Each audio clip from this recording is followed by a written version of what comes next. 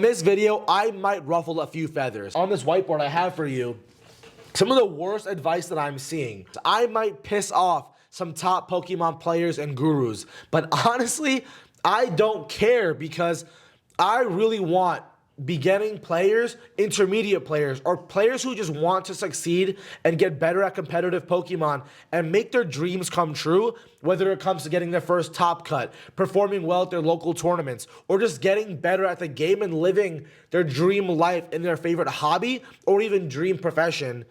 I want to help them get better. And currently right now, there's so much bad advice going around from a lot of things that I'm seeing. And honestly, I'm a top player out of nowhere, so I'm not even going to call myself that. I just started performing good in the past 4 months. I've been playing this game for almost 4 years, and I was never really that good. But I had dreams. I told myself I wasn't that good.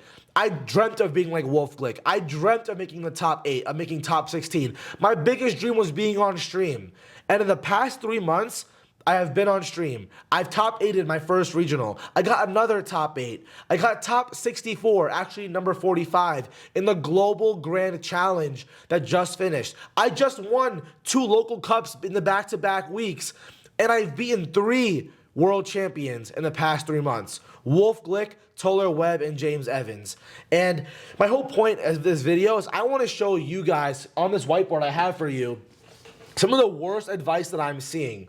And we're going to talk about these things. But also, my big secret I have to where I went from an average player who basically quit the game to coming back, getting 2, not 1, but 2 top 8 regionals, beating Wolf, beating the #1 NA player in the country, Joseph Ugarte, beating former world champions and regional champions, Toller Webb and James Evans. I've beaten these players. I've made top 8. I've made $2,000, not even counting the other prizes. And I, in this video, want to walk you through the worst pieces of advice that some of these Pokemon gurus are giving you because I care about your success. Because, bro, I was once in your shoes. I was in your shoes for years, and I still kind of think I am. I'm not going to lie, because I'm not a professional player. I am not considered a top player. I have never made the world championships. I have never won a regional. So I'm just like you.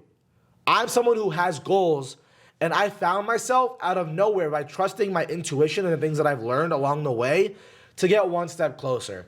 And I want to protect you from really bad advice and give you mine because it worked for me. And these might be some hot takes. I might ruffle a few feathers. You know, whatever it is, I don't care because in my heart, I genuinely just want to help you guys get to where I am or you get even better than me. And as you know, I'm trying to get into my first world championships this year, and I feel like I'm really, really close.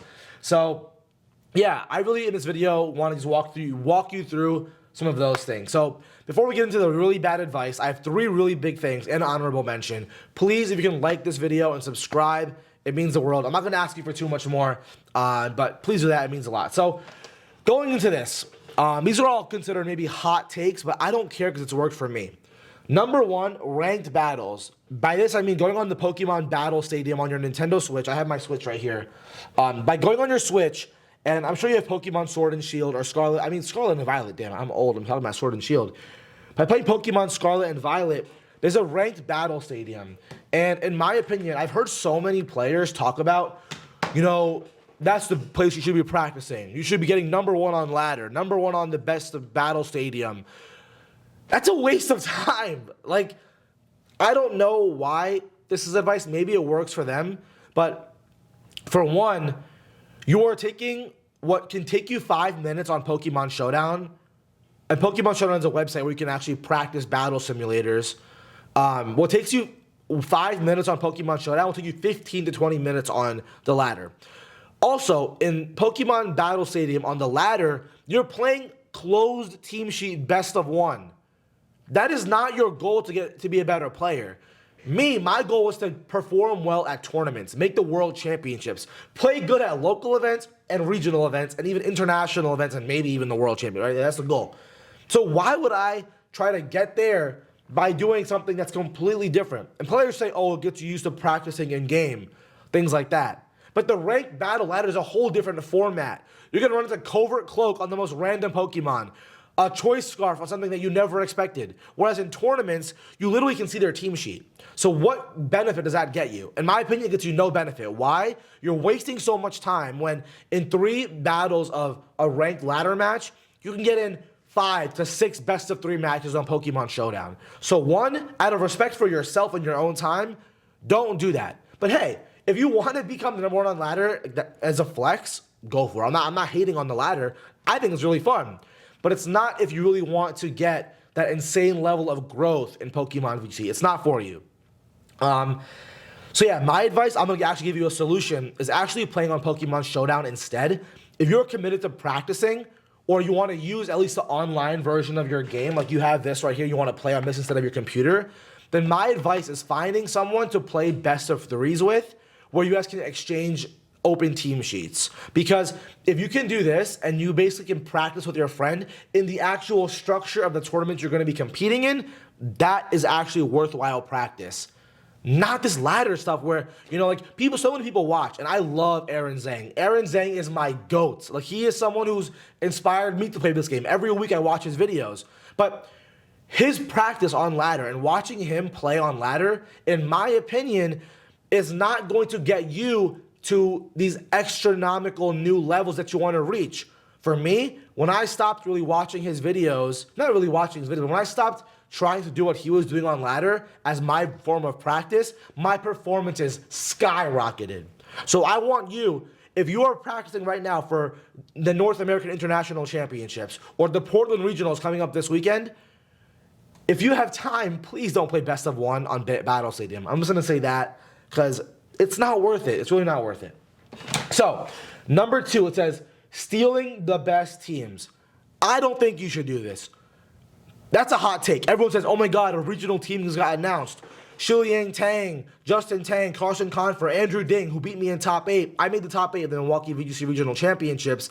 Then Andrew Ding beat me. They made this team public. And everyone's going to say, oh, if you want to do good, you should use their team. If you want to do good, steal their team. I don't agree with that.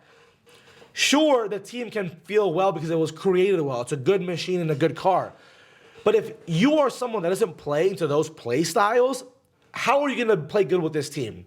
It's like, imagine you were the best basketball player around, right? Why would you try to perform to make the Olympics in football? That makes no sense. It's like, in context of Pokemon, if you were a great Trick Room player or a great Screams player, why are you going to try to play hyper offense if just because the team won the regional championship? For me, I'll give you myself. I love Grimmsnarl and Screens. I don't care what anybody says. Every single one of my teams will have Grimmsnarl, will be bulky, will play slow enough, and have that control. So, just because Michael Kelsch, another GOAT of mine, congrats on him winning the regional this weekend, he had a team in Regulation G where he had hard Trick Room with Calyrex Ice. Why would I try to get a performance using that team instead?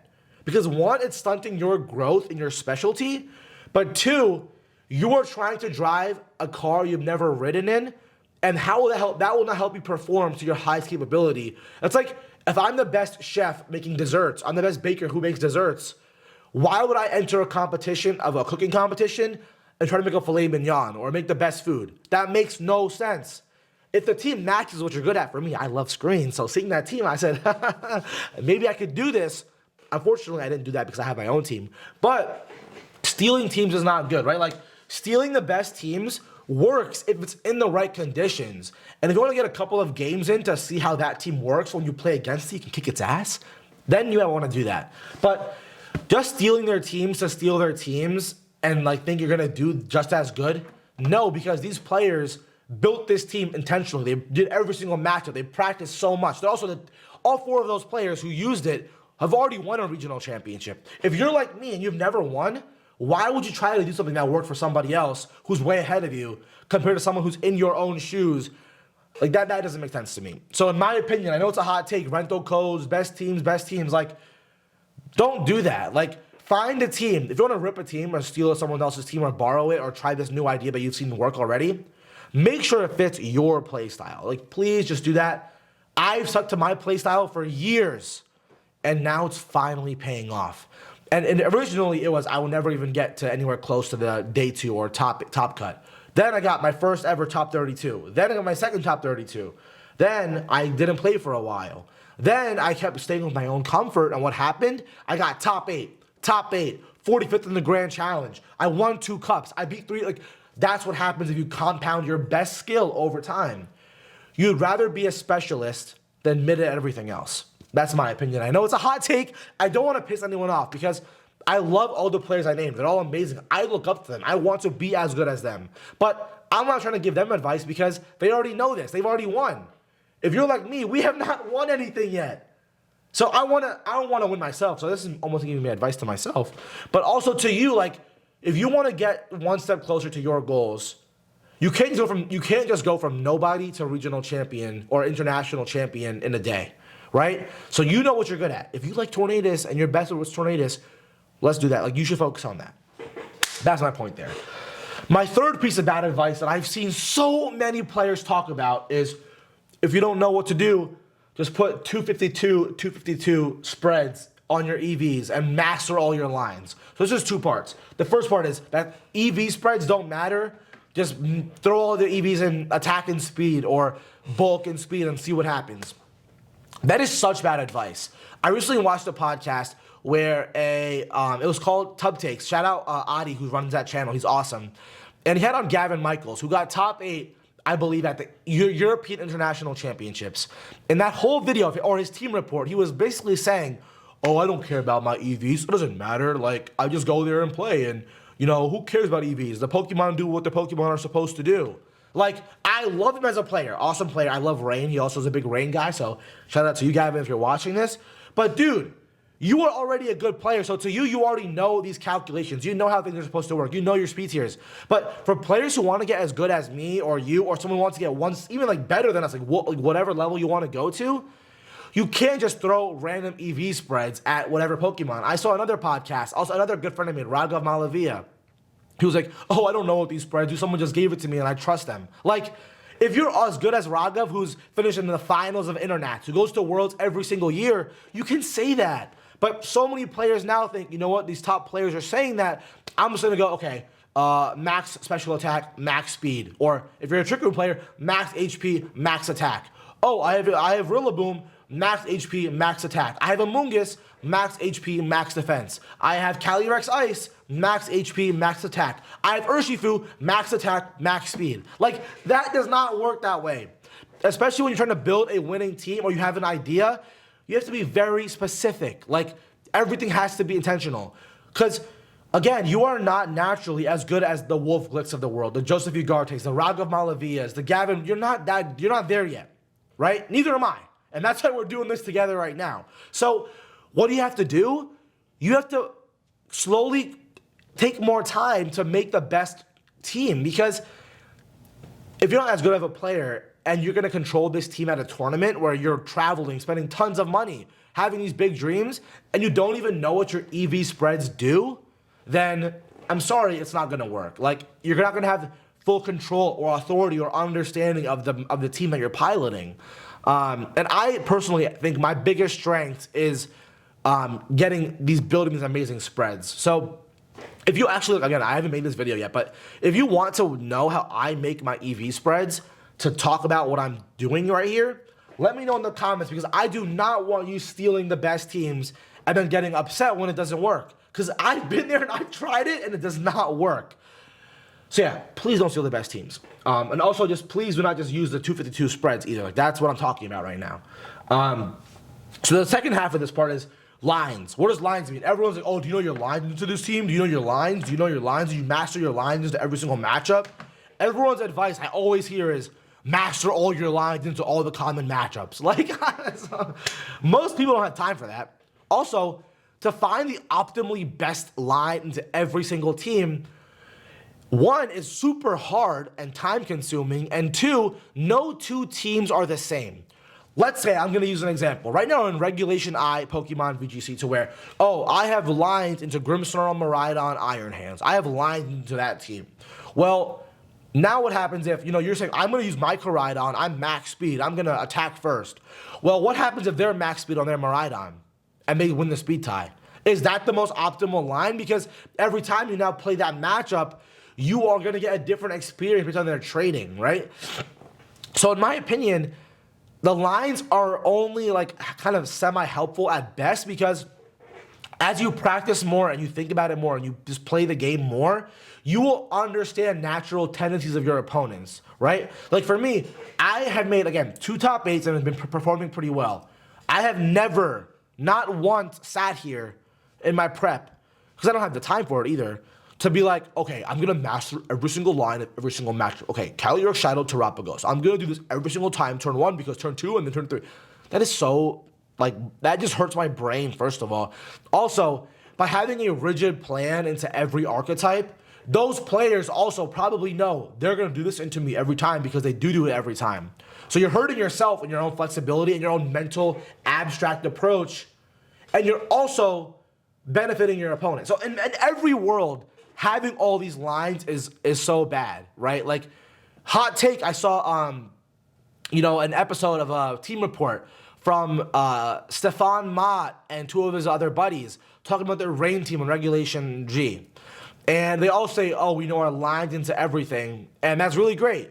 And again, they have 3 people working on the same team, practicing together, and I only think one of them balled out. I'm not sure to misrepresent, but I'm saying, like, the whole point of this is, like, mapping out your lines and acting like, oh, I know the line, so I'm going to play good, is not what's actually going to help you. What you have to understand is, like, know how to play the matchups. Don't just, like, oh, lines, oh. It's like, okay, well, can I be flexible and adaptable? I can have general game plans. See, I'm very pro general game plans, but I'm very anti, I need lines into every single team, every single matchup, because I need to know how to do all this and all.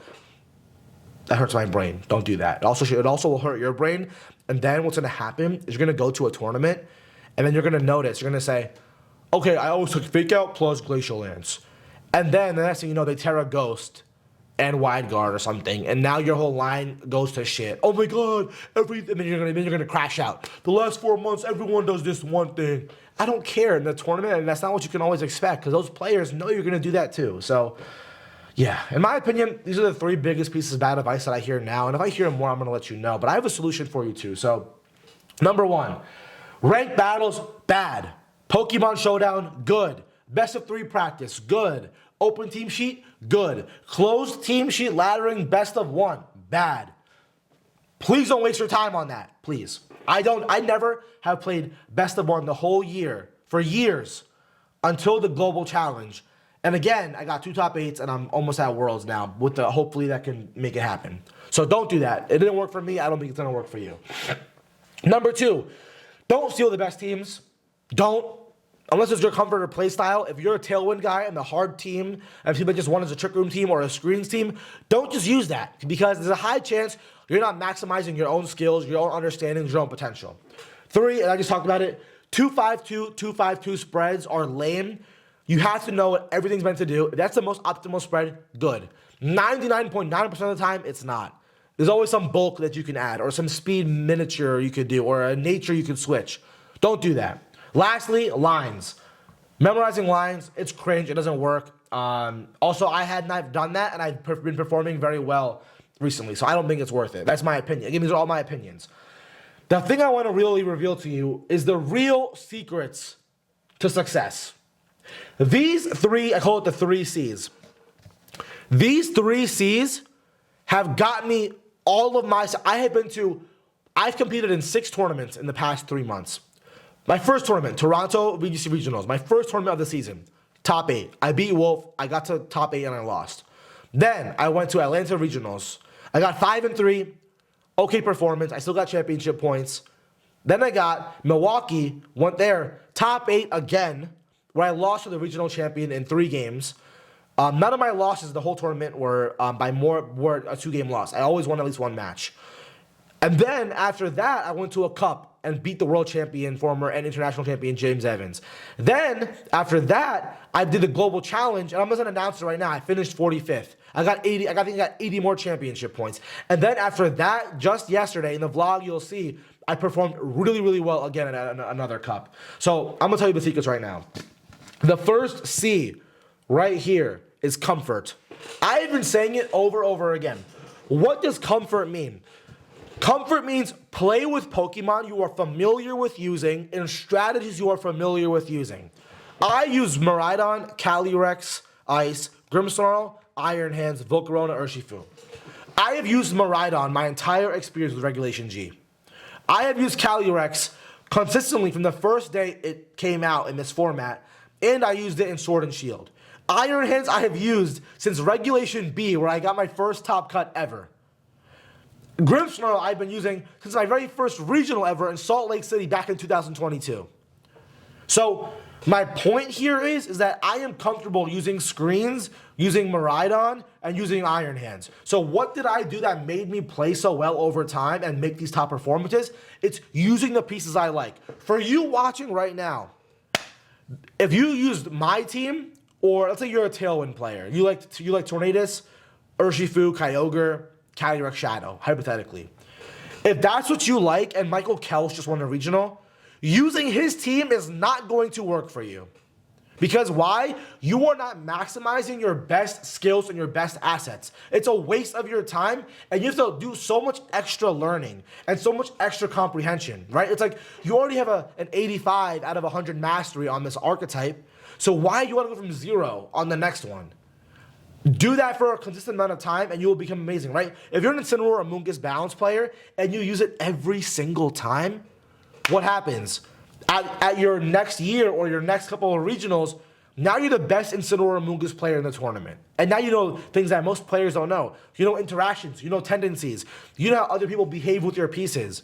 If I went to my next regional championship and showed up with some random shit that someone in Australia won with in these past regionals, I can promise you I would not do as well. Why? I don't know the natural tendencies of other players' reactions to my team. Whereas right now, with my personal team, I know how everyone perceives my pieces because I've played so many matches with it and done well consistently. So C is comfort. Basically, in a very simple said way, what are you good at? What type of team? Isolate that thing. Okay, I'm good at Trick Room. Now you know. Okay. What Pokemon do you have a lot of experience with? Indeedee. Perfect. Now you know your archetype, you know your comfort mon, you know what you're good with. Now, start to build around that idea. Because now you're starting at a way higher floor, and your ceiling is higher because of your experience. So yeah, I don't want to ramble too much about it, but comfort is king. For those of you who are watching, I'm going to be playing the same team for the rest of the format. And why?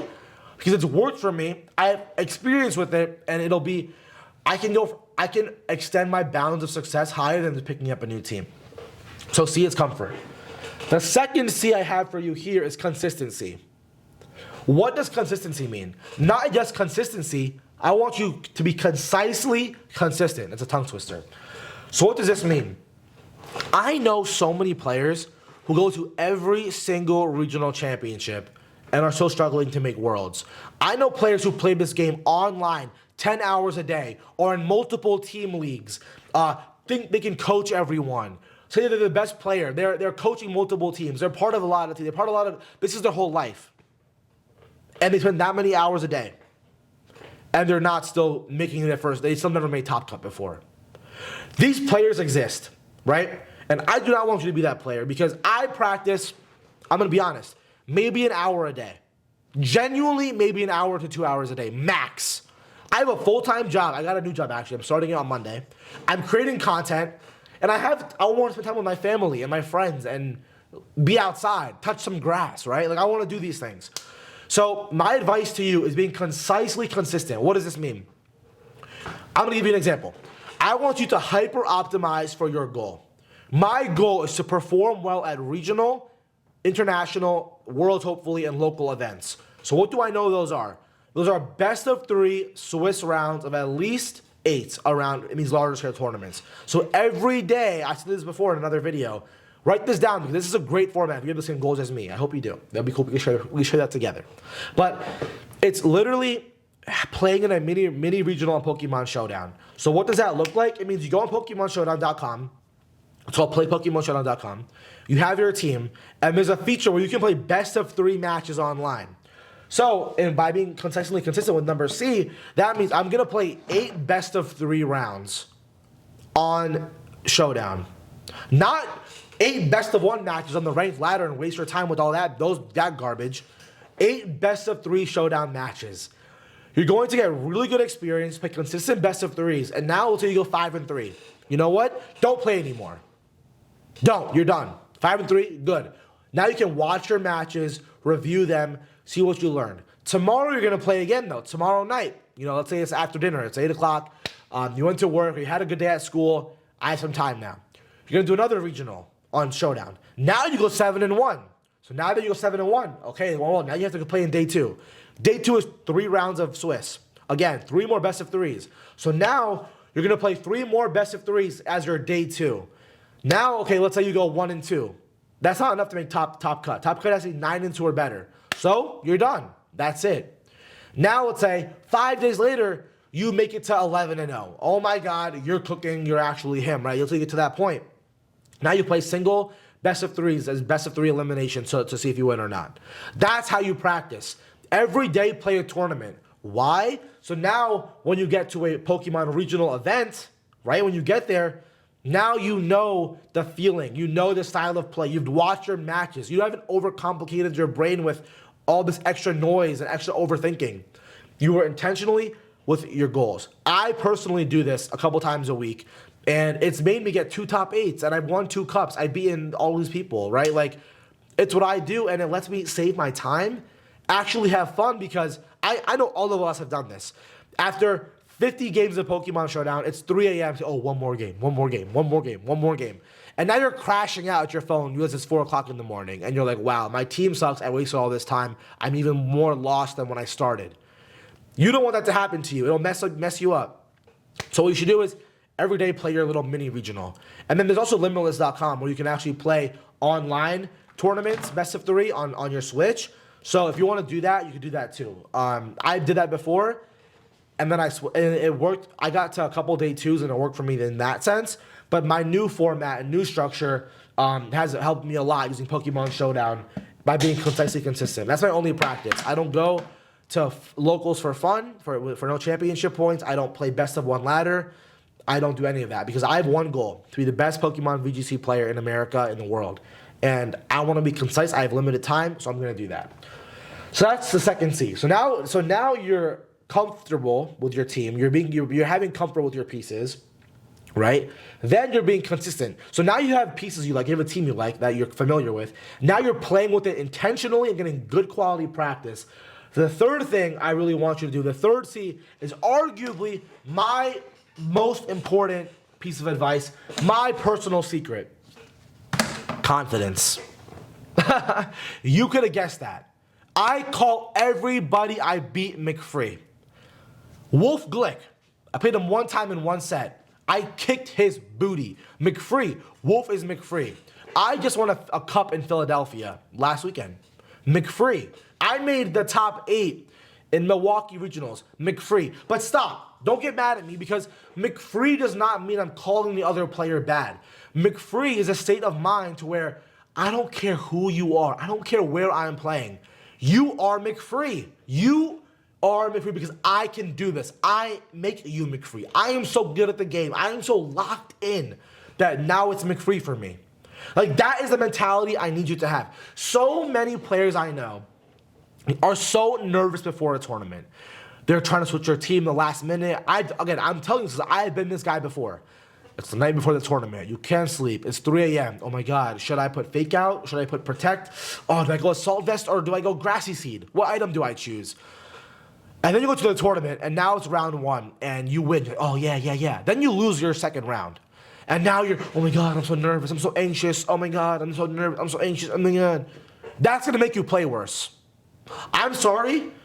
That's not helping you. You being this nervous, oh, don't talk to me at events because I'm really focused and, I get anxious when playing my matches. Like, that's a weak mentality to have. Don't do that. Because I go in every single match smiling. I'm actually having fun. I'm actually enjoying my interactions with my opponents. And I am so proud of my practice and my team. I'm so naturally confident and having fun that when I actually go into these games that I'm playing, I cannot get messed up by all this external stuff. And then what happens? I end up playing better. And people are going to ask me, right, how do you build confidence? I'm not a naturally confident person. The best way to build confidence is by being actually internally confident with what you're doing. So by this I mean, if you're playing a Pokemon Showdown, you have a comfortable, again, all of these 3 secrets work together. And what do they equal? 2 top 8s. I'm just keeping it honest with you, right? You've been playing with your team now. You have your team. You feel comfortable with the pieces. You feel comfortable with the play style. You've been consistently practicing. You've been consistently getting better. You've been consistently showing up for yourself and getting those reps in. Now you're naturally you should naturally be confident. Why do all of that practice and do all of that just to be nervous, just to be anxious, and just to crash out when you lose? Or when your match is not even done yet, and I see players tilted, oh, he got a double protect, oh, he got a critical hit.